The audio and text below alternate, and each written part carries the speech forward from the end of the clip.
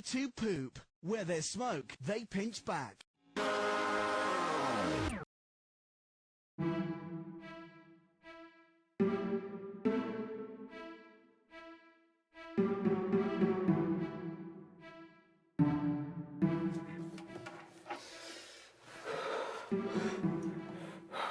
Your cruel and miserable games.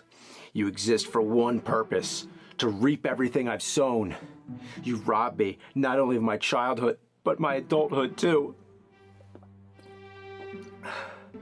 I've been cursed to play your bullshit till the end of time, but thankfully, the end of time is about to come.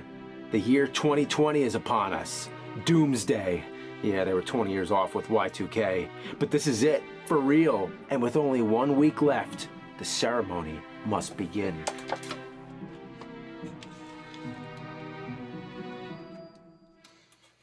You must wear these masks until the midnight of New Year's. They've been carefully selected as caricatures of your true, shitty natures. Your mask represents the solicitor, the one who uses familiar source material to cash in and disrespects the love for the franchise. You don't respond to love. You only respond to what your petty hunger dictates, to things that have value. You're the kind that appraises franchises without seeing their beauty. You're nothing but greed. Your mask is the overzealous coward, the one who has nothing to give but somehow gives too much of it. You're an overflowing garbage can of filth, bloated and packed to the gills with nonsense, bullshit to the highest capacity to hide your incompetent, broken gameplay.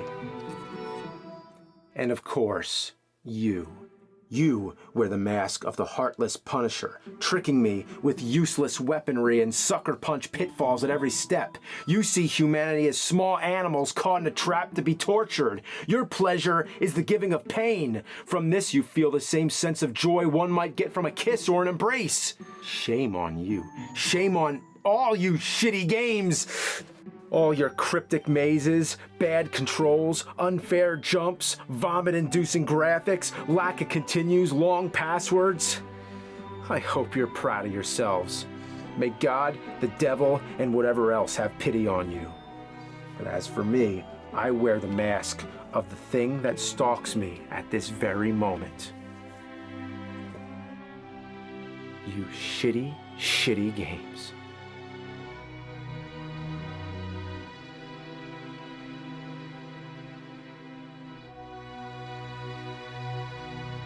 You stole my life away. It's all yours. You inherit everything left of my soul. Now you can dig deep in the treasury. But before the world ends, I must play one last game. Submitted for your approval, Mr. Nerd, a frustrated gamer with no life outside this room, except for a virtual world which he's created. A world that will come to an end when his anger causes its total destruction on New Year's Eve. But until then, he has 1 week to take care of some unfinished business. He must complete one of the most beloved Zelda games, Majora's Mask. Other YouTubers cherish it, but this is not your usual reviewer. This is the Angry Video Game Nerd.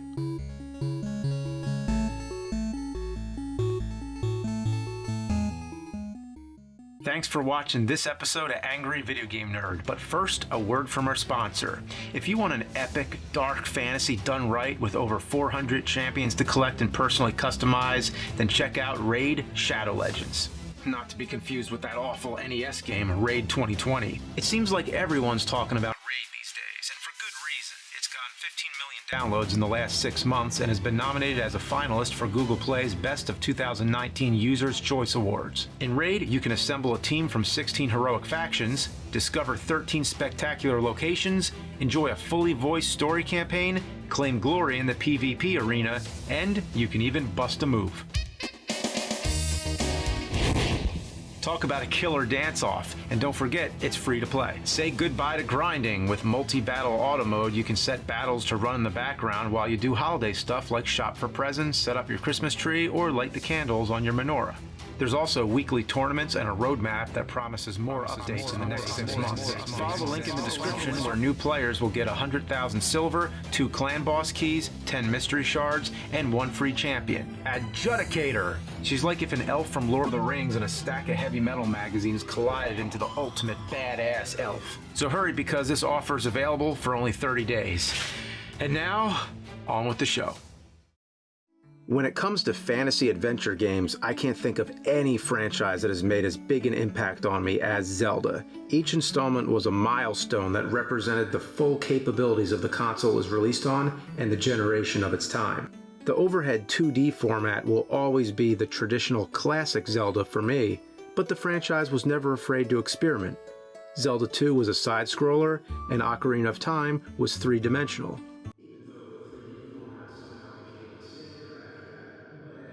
Ocarina was such a big hit, the next thing I knew, a VHS tape came in the mail promoting Majora's Mask. I thought to myself, what? Another Zelda game? Already? Judging by the look of it, it seemed they reused the same 3D engine as Ocarina, which was confirmed. But it also seemed Nintendo was being careful not to copy Ocarina too much, so they reinvented the franchise as we know it. No Ganon, no Triforce, no Hyrule, and no Zelda except for a brief flashback. At that time, I had just burnt myself out finishing Ocarina and moved on to other things, so I sadly missed out on Majora's Mask. But in the 20 years since, I never stopped thinking about that creepy moon. As time went on, I've heard so much enthusiasm for this game. It has a whole community behind it, and some people even say it's the greatest Zelda game ever made. So it's been a bucket list item for me, which I'm finally about to check off the list. First, I have to get out of the way, the Nintendo 64's graphics look like shit, and age like shit too. Those blocky and murky textures, ugh. But hey, what can you do? It's Nintendo 64. You can't blame them, but the pioneering days of 3D graphics don't hold up as well as the 2D games. I mean, look at Link to the Past. In my opinion, that still shines as perfect as ever. Back to Majora. The setting is a doomed world called Termina, which was created from the powers of a dark magical mask, Majora's of course. After the mask was stolen by Skull Kid, it somehow formed Termina, vaguely modeling it after memories of Hyrule and its inhabitants, which is why many characters look the same. But this world is only temporary, as the big scary moon is slowly coming down to crash and kill everyone and everything. I have to say, that moon is fucking awesome. It's cool just knowing it's always up there, staring down at you. There's only 3 days left to live. The people are all aware of the coming apocalypse, but there's nothing they can do about it, nor are they even trying to do anything. They just sit around and say, yep, we're all gonna die. Man, that's depressing. This is a depressing game. I like it. So Link has to save the world. The goal is more or less the same as any Zelda game. You have to complete a series of dungeons and do a bunch of random shit in between. A big part of this game is the learning of ocarina melodies and collection of masks, which all give you different unique capabilities. Most are optional, but the main required masks transform Link into different species like Deku, Goron, and Zora. When transformed, you can use those species' powers and skills, which is vital in progressing in certain parts of the game. When Link puts the masks on, apparently it's painful. Oh, jeez, he's screaming in agony! Man, I feel bad for making him do that. In short, it's your typical Zelda with some new game mechanics here and there. However, there is one major thing that sets it apart from the others. As I said before, they had to do something to make it stand out from Ocarina. Well, they figured, why not give it a time limit? Zelda with a time limit? How does that work? Well, as mentioned, the moon is going to destroy everything in 3 days, which roughly translates to 1 hour of playtime, unless you play the Song of Inverted Time, which slows it down and gives you almost 3 hours. If you let the clock run out, what happens? Well, of course I had to find out.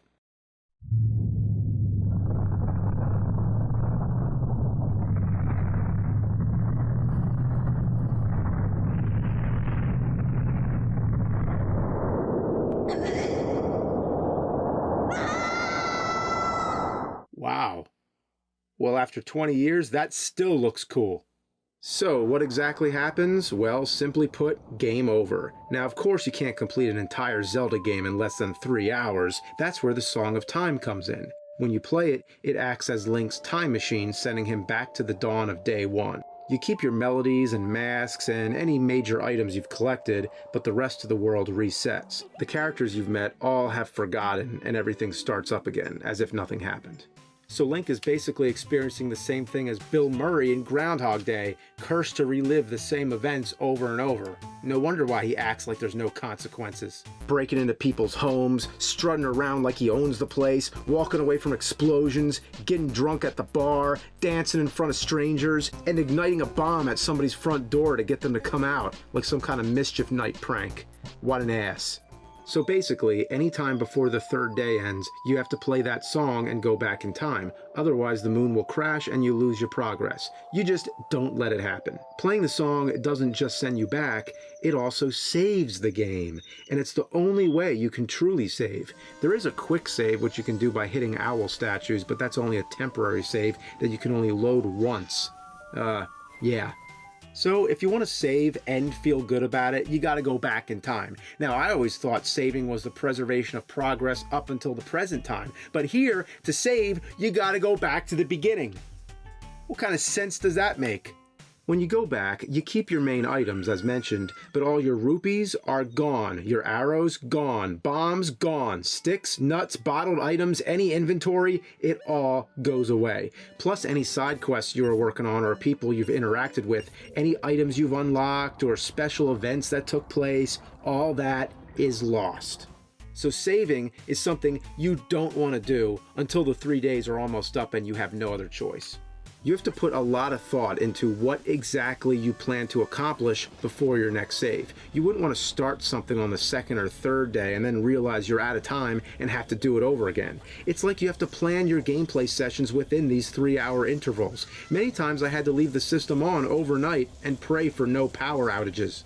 I gotta be honest, I like playing games where you can save anytime you want, like Zelda.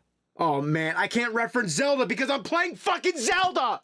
Then there's occasions where you need time to speed up. Certain events only happen during the day or night or at a specific hour or whatever. You can skip forward with the Song of Double Time or a dancing scarecrow.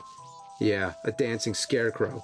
But these methods skip you ahead 6 to 12 hours. You can't just go to whatever hour you want, so you're still gonna wait around a lot. And waiting is something that's never fun, in real life or in games. Look at Link scratching himself. He can't take it anymore.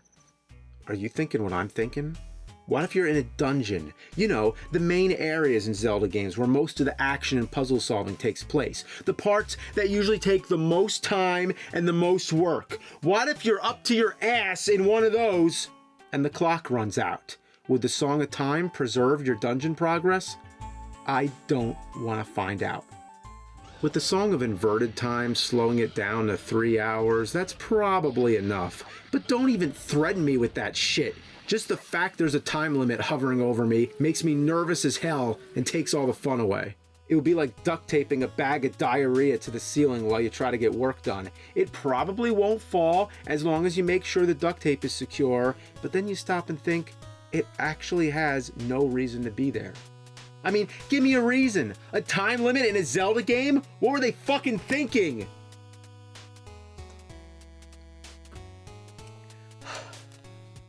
The clock is a story in itself. At first it appears to be like the upper half of a regular analog clock, especially since 12 is at the top center. But why is 6 on the right and left? Why is there both a sun and a moon going around in a circle?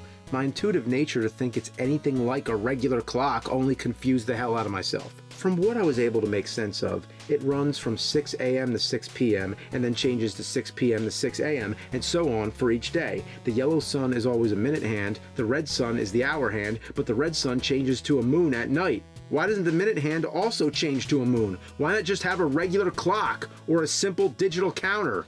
I mentioned every time you go back and save, you lose your rupees, unless first you deposit them in the bank. Now, let me tell you about the bank because this is a whole shit show. First of all, what's up with the bank teller?